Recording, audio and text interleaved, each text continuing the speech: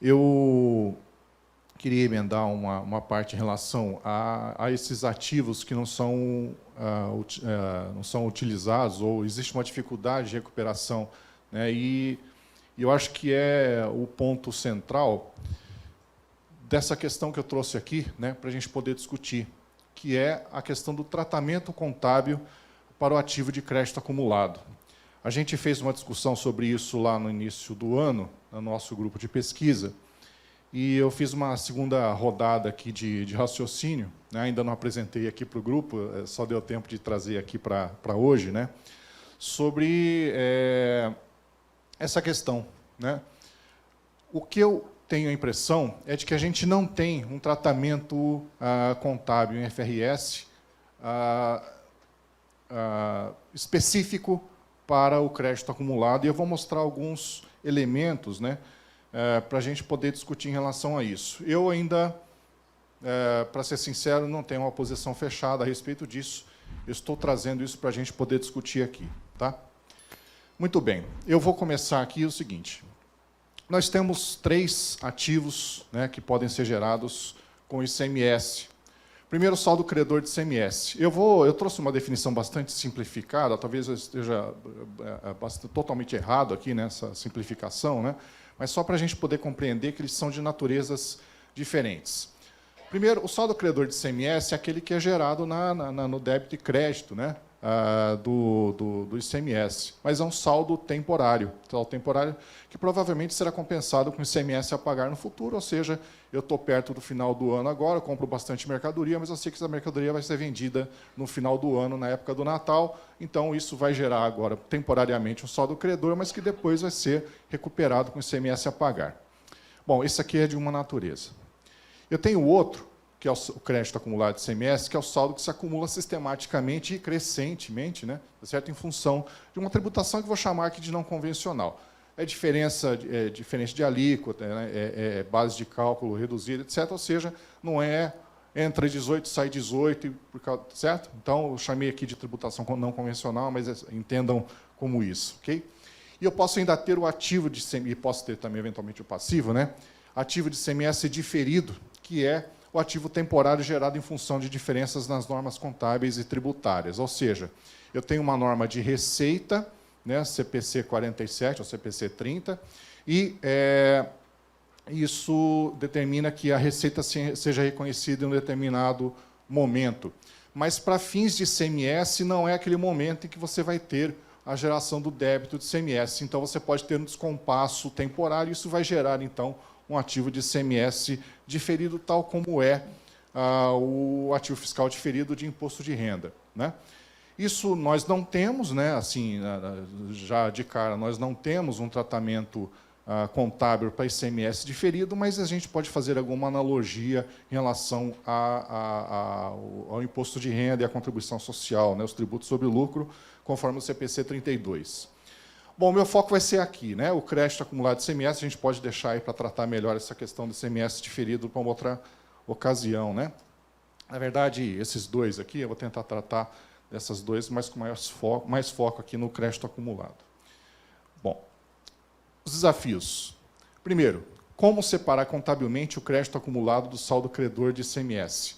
O que acontece? O saldo credor, muitas vezes, é gerado dessa diferença de uma compra, né, que eu fiz lá, de uma mercadoria, alíquotas diferentes, por exemplo, e esse crédito, enquanto você não tem a apropriação dele, pode acabar ficando nesse saldo credor de ICMS, muitas vezes no ativo circulante.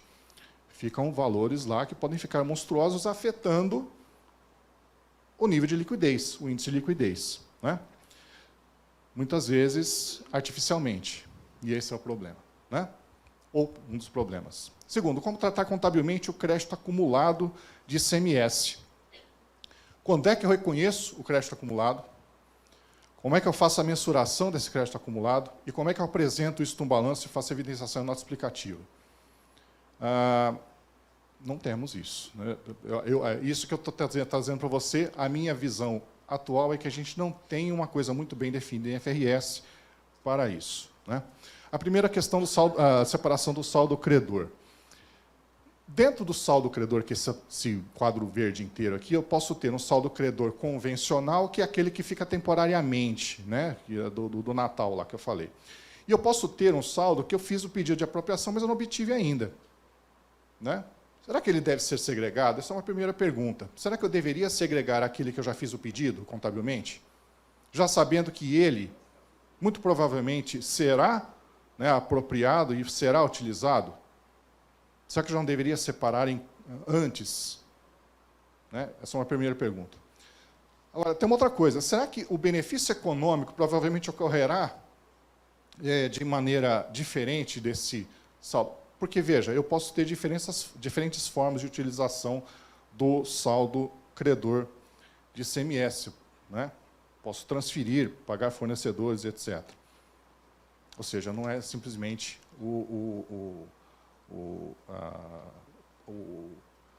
a recuperação, né, ou o pagamento, desculpa, a redução do valor de ICMS a pagar.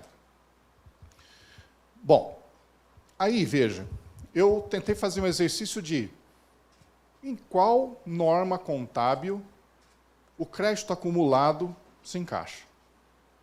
Você fala, mas espera aí, vocês já viram ali, né? Estoque. Pô, mas estoque? Não tem nada a ver, tá certo? Não tem nada a ver. Calma, né? Calma. Ativo financeiro, parece que é a coisa que mais parece, né? Mas também não está muito claro. Crédito tributário, na forma do CPC 32, né, de tributo sobre o lucro, também acho que não. Né? Eu vou entrar mais a fundo em cada um deles. Antes disso, eu queria dizer como é que eu vou obter o benefício econômico desse crédito acumulado de ICMS. Né? Ele pode ser recuperado por meio de transferência a outro estabelecimento da mesma empresa ou empresa interdependente. Né? Então, isso vai gerar um benefício, que é a liquidação do ICMS a pagar pela outra parte.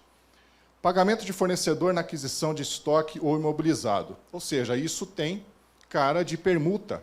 Né? Ou seja, eu vou obter um benefício econômico por meio de uma permuta ou de a liquidação de um passivo. Né? Ou seja, eu já comprei de um fornecedor, eu, então, vou lá e faço o pagamento daquele fornecedor, ou então eu simplesmente troco a mercadoria que ele tem com o meu ICMS. Né? É uma permuta.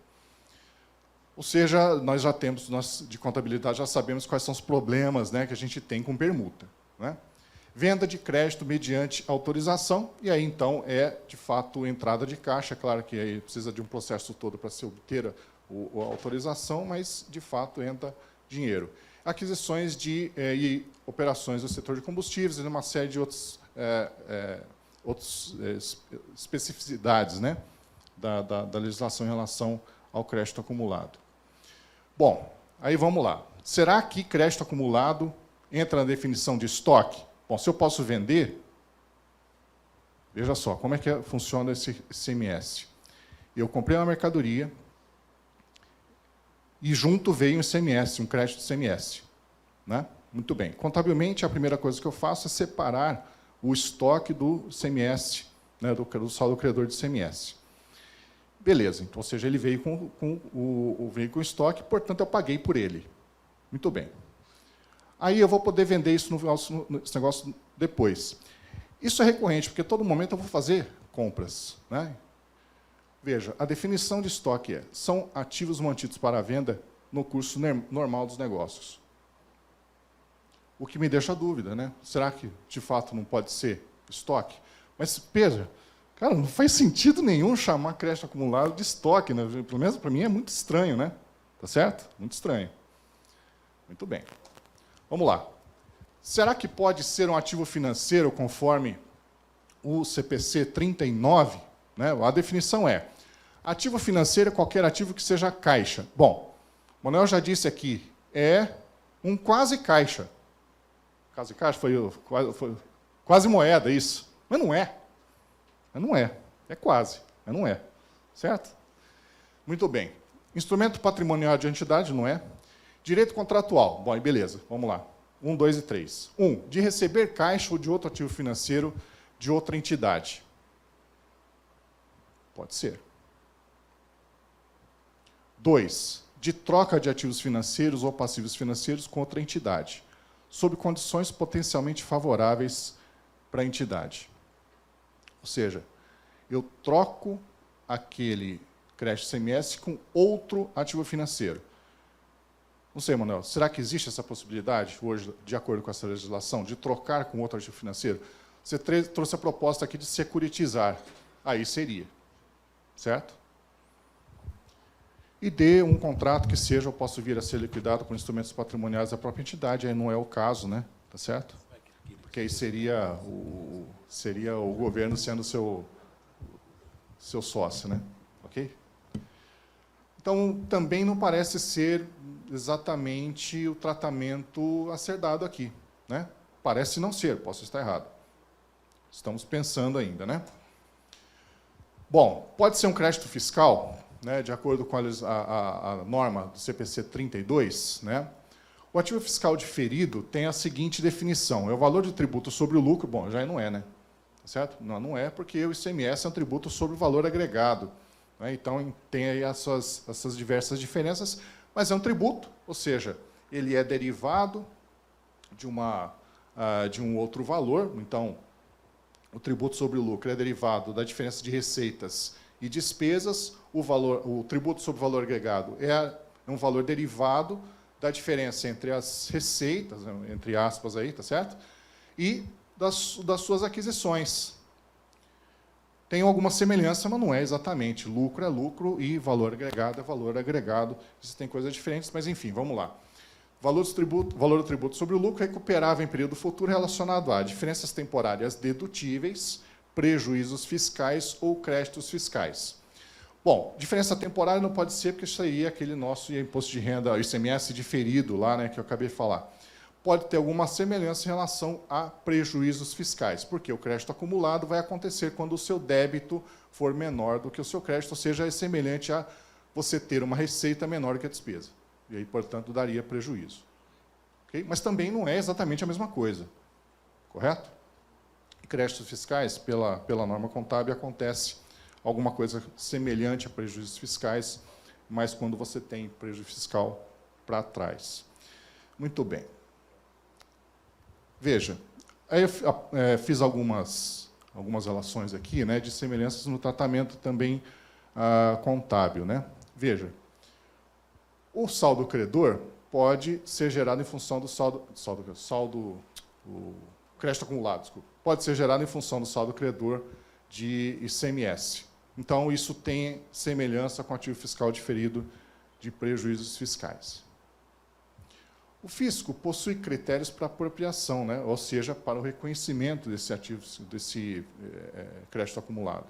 E, assim como, né, o fisco tem critérios, e é isso que determina o valor dos prejuízos fiscais, quando eu vou fazer a contabilização, né, do ativo fiscal diferido sobre esses prejuízos. Bom, com a homologação, com a apropriação, né, passa a ser um direito contratual. É como se eu tivesse, então, tendo a outra parte, que é o fisco, reconhecendo que tem uma dívida, e eu posso reconhecer, então, que tem um crédito a receber, mas com alguma dificuldade, né, ou restrições, né, para que ele seja utilizado, né? Isso tem, como é um direito contratual, né, isso tem aí alguma semelhança com o ativo financeiro, de acordo com a definição do CPC 39. Bom, desde que autorizado, pode ser vendido ou recebido em dinheiro, então parece ter semelhança com o estoque, o CPC 16. Pode haver mercado, então, para a venda dos créditos acumulados, e aí remete a semelhanças com o ativo financeiro, porque, eventualmente, eu posso pensar que isso pode ser mensurado ao seu valor justo, né? Pode ser necessária uma projeção para fazer a mensuração. Ou seja, eu tenho lá uma série, né, de créditos acumulados. Vou recuperar? Eu preciso fazer uma projeção. Tem empresa que está já colocando em nota explicativa a sua projeção de recuperação desses créditos acumulados em anos. Olha, 2008 eu vou recuperar tanto, 2018 eu vou recuperar tanto, 2019 eu vou recuperar tanto, e etc. Tem empresa fazendo projeções para 4, 5 anos. Ok? Bom, isso também é feito lá no ativo fiscal diferido pelo CPC 32, ou seja, para eu poder dizer que há um ativo fiscal diferido, eu preciso dizer que haverá lucros tributáveis no futuro. Né? Então, eu preciso fazer projeções de lucros tributáveis, e então, né, guarda uma certa semelhança, mas também não é exatamente isso. Pode ser difícil estimar o prazo de recuperação do ativo. Pode. Né? Ou seja, eu não posso dizer com segurança que isso vai ser aproveitado no curto prazo. Então, qual é a solução que a CPC 32 sobre o imposto de renda traz? Olha, pode ser difícil você dizer quando é que as diferenças temporárias vão ser revertidas, então todo o ativo fiscal diferido deve ser classificado no não circulante. Será que não deveria ser um tratamento semelhante aqui? Né? Todo ativo de crédito, de crédito acumulado deveria ser classificado no não circulante? Bom, aí vamos olhar do ponto de vista de normatização. Será que eu preciso de um tratamento específico? Porque eu poderia chegar à conclusão. Bom, não temos um tratamento específico, mas o CPC 00 dá conta disso, né, porque ele tem lá conceitos que são abrangentes o suficiente e eu não precisaria de um tratamento, de uma norma específica para esse problema. Eu levantei algumas coisas aqui, né, que eventualmente poderiam gerar a necessidade de se discutir, pelo menos, uma nova norma contábil sobre isso. Primeiro, nós não temos norma contábil sobre tributo sobre valor agregado. Né? Já de largada é isso, e eu acho que tem assuntos diversos aí. A própria questão do saldo credor, né? Do matching, né? De matar o saldo credor com o saldo devedor lá de ICMS a pagar, como é que faz essa compensação se em todas as condições? Por exemplo, no consolidado, eu posso fazer isso? Ou seja, eu tenho saldo devedor de uma empresa e saldo credor numa outra. Eu posso, no balanço consolidado, apresentar matado, né? Compensado um com o outro? Não sei. Né? E tem ainda a questão do ICMS diferido e tal, mas aqui eu estou pensando só no saldo credor, no saldo acumulado, né? Crédito acumulado. Eu acho que pode existir manipulação, né? Aqui. As empresas podem, eventualmente, manter créditos não apropriados no saldo credor de ICMS. E pode ser de longo prazo. A natureza dele é de longo prazo, o cara pode acabar classificando isso no curto prazo. Né? E, assim, mais ainda, né? De naturezas diferentes, porque um vai ser para compensar saldo devedor, né? E o outro não, vai ser utilizado de uma maneira diferente. Manter no ativo circulante créditos que serão recuperados no longo prazo, é a questão, então, de classificação e de mostrar qual é o prazo de recuperação daqueles ativos, ou seja, isso afeta o índice de liquidez. Não é? Evitar reconhecer perda em deságio, eventualmente você pode ter deságio ou até, eventualmente, ágio, né, nesses créditos acumulados. Então, quando é que, se houver, né, deságio, quando é que a empresa deve reconhecer esse deságio? Tá certo? Então, ela pode, eventualmente, evitar reconhecer um eventual deságio. E manter créditos sem benefícios futuros prováveis. Ou seja, a empresa está lá com créditos acumulados durante 8 anos. Durante 8 anos ela não conseguiu ainda utilizar aqueles créditos que já foram apropriados. O que garante que ela vai recuperar isso nos próximos anos? Não é? Então, é isso que o Manuel tinha dito, né? As empresas de auditoria já estão questionando. Espera aí, vai manter esse negócio até quando? Né? Até Jesus voltar? Sei lá, percebe? Muito bem. Bom, em relação então, à normatização, talvez a gente tenha a necessidade, né, de tratar a questão de reconhecimento, quando reconhecer o crédito acumulado, e também quando desreconhecer, quando é que eu devo deixar da baixa, né, daquele ativo de crédito acumulado. E a questão da mensuração. E aí eu acho que é o ponto mais complicado. Né? Qual é a mensuração no reconhecimento inicial? É custo? Bom, beleza, é custo, mas precisa ser definido que é custo. Né? Como reconhecer ganhos ou perdas em permutas? Bom, eu fiz a permuta com o fornecedor. Troquei exatamente o mesmo valor com o meu fornecedor? Não houve perdas? Né? Ou não houve ganhos? Eventualmente houve. Deve ser mensurado a valor justo? É uma outra coisa que a gente precisa discutir, né? Deve sofrer impairment? Quando? Quando? Em que momento? Porque, veja, todo ano eu preciso verificar se a empresa tem algum evento que possa ter gerado impairment. Bom, mas no caso do crédito acumulado, qual é o evento que me diz que pode ter havido perda? Não sei. Não sei, não pode não acontecer nenhum evento assim, né? Ou seja, simplesmente o cara não consegue recuperar e pronto, nada acontece, né? Tá certo? Então, qual é o momento que você tem que dizer que houve impairment, ok? Aqui a questão da divulgação, da questão da classificação, né? Aqui eu acho que deveria ficar só o saldo do credor de ICMS, separado do crédito acumulado, né? E deveria ser classificado no ativo não circulante, mas é claro, né? Naturalmente você pode ter aí algumas diferenças, né? Certo? Mas, de qualquer maneira, eu acho que também é uma questão a se discutir a questão da divulgação e também, né, a evidenciação em nota explicativa. Okay? Bom, eu trouxe... Vocês viram que eu não trouxe exatamente conclusões aqui, já fechei aqui, porque eu queria exatamente deixar em aberto, né, para a gente poder discutir aí. Não sei se vai dar tempo, né, Mauri? Eu queria que desse, para a gente poder discutir um pouquinho aí. Ok?